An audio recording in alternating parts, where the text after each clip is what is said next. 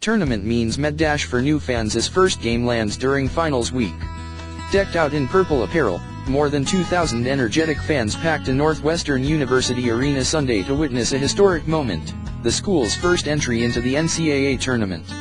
Northwestern students cramming for finals, alumni sharing the experience with their children, and Evanston residents proud of the neighborhood school crowded into Welsh Ryan Arena to watch the Selection Sunday show. Anxiety grew as the show blew past two brackets without naming the Wildcats. But when the moment finally came, the stadium erupted in cheers as players and fans jumped and threw their hands in the air. The mood turned emotional, and players wrapped their arms around each other and watched a montage of their season, which ended with the quote, "It's time." Coach Chris Collins cried as he recalled the challenges in building up the program since taking the helm in 2013. "A lot of people told me not to come here. A lot of people told me this couldn't be done," he told the crowd after bringing his family up to stand next to him. "To me, today is the beginning of Northwestern basketball.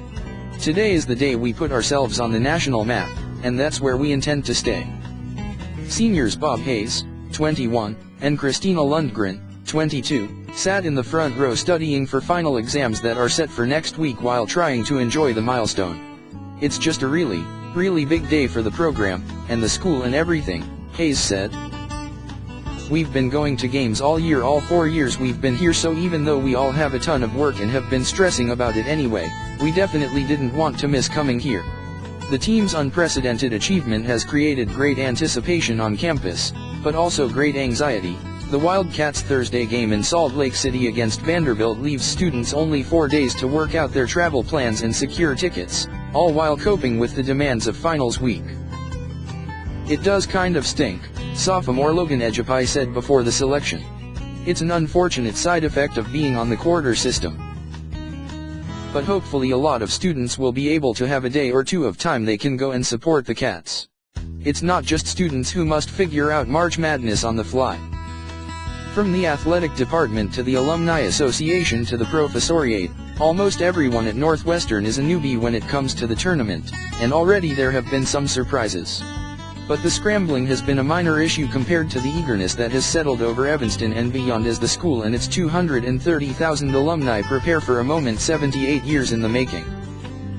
Albert Liu and his wife, Sarah, who both graduated from Northwestern in 1994, came to the watch party with their 8-year-old son, Logan. They waved signs in the air that Logan had decorated with markers. The Lius had already checked out flights to Salt Lake City to see whether they could take Logan to the game, intent on ingraining a love of Northwestern in him at an early age. This is one of those experiences where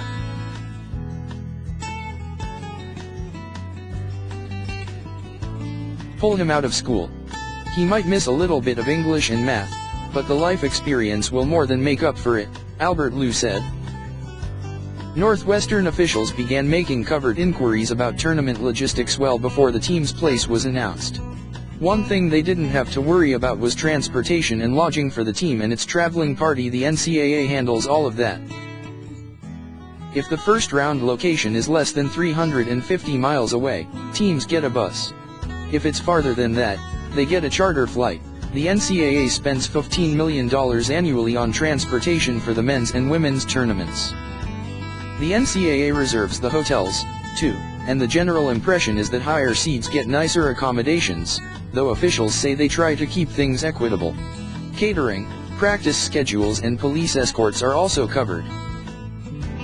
Basically, if it is something touching the teams and the institutions, the NCAA absolutely does have a hand in it, said Ron English, the organization's director of men's basketball. But students who want to cheer on their teams are often on their own. That led some at Northwestern to do their own pre-tournament wargaming. Sophomore Annie Kalfas said before the announcement that she changed her travel plans once Northwestern beat Michigan on March 1, a victory bracketologists believe clinched the Wildcats' place in the postseason. "My mom and I were going to go to Key West, but when they won against Michigan we were like, no, we're going to go to the tournament," she said.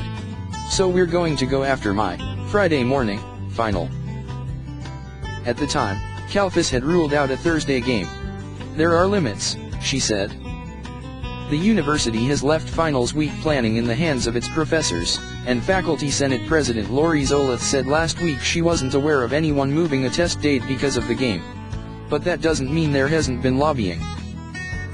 "I've been talking to our professor about moving our final so that we can go," said senior William Bentley, who was painting a bright purple N on his bare chest before the final regular season game against Purdue. He said he's not sure if he'll be able to, but we'll figure it out when the time comes.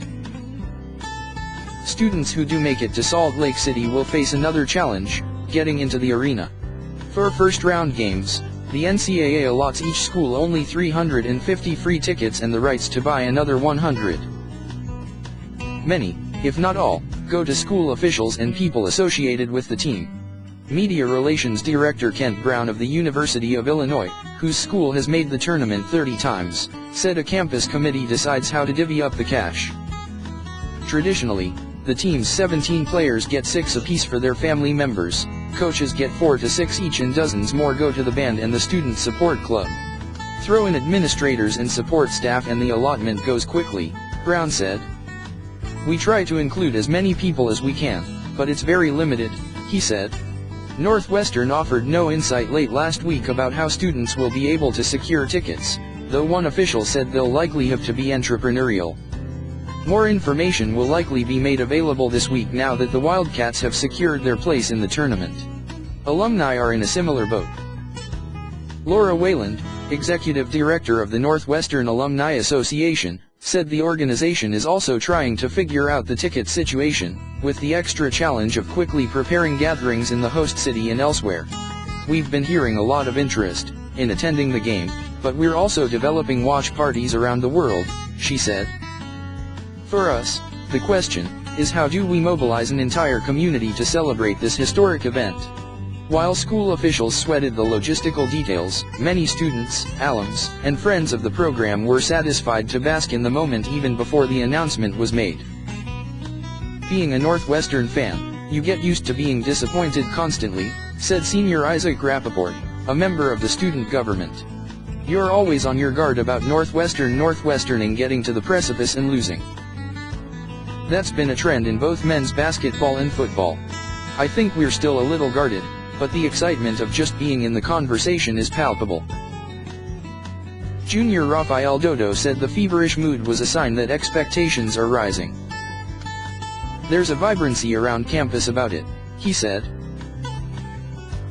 "You can see a lot of people who aren't into basketball at all or Northwestern sports getting into it, rallying behind it."